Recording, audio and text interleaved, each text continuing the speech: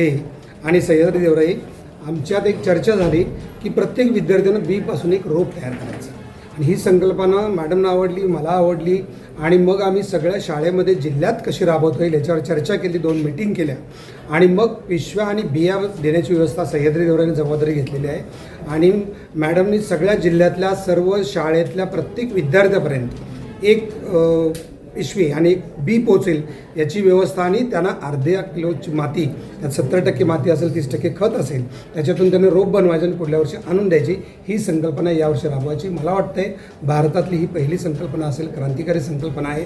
सांगली जिल्हा तसा पण क्रांतिकारांचा आहेच आणि त्यातला आहे. तर त्यानिमित्तानं पुढल्या वर्षी आपल्याला हे स्वप्न बघायला मिळेल की विविध प्रकारची रोपं तयार झालेली 5 लाख रुपयाचा आपला मानस आहे. आपण कितीपर्यंत पोहोचतोय आपल्याला प्रत्यक्षात कळेल. त्याबद्दल मॅडम अधिक सांगते. आपण असेल तर एवढी त्याच्यावरती थोडंसं त्या बी एवढं त्याला खाली 10 खड्डा करायला त्याच्यावरती थोडीशी माती टाकायची. जांभळाचं बीज लावलं तर ते 15 दिवसांनी त्याला कारण 10-15 दिवस लागतात. चिंच काय टाकणार त्यालाही 10-15 दिवस लागतील. त्यानंतर फोन येईल, फोन हळूहळू मोठा होईल, त्याला मग 1 पाणी 2 पाणी मोठी वाढ येतील.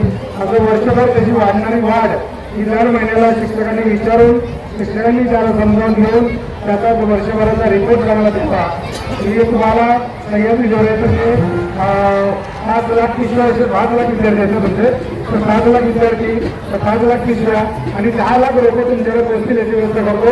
तुम्ही आम्हाला पुढच्या वर्षी 10 लाख रोपं परत द्यायची. बरोबर सर्व ही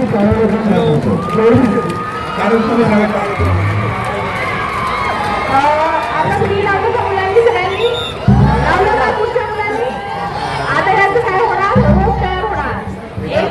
जे रोप तयार होणार आहे ते आपल्याला सरांना भेट द्यायचंय.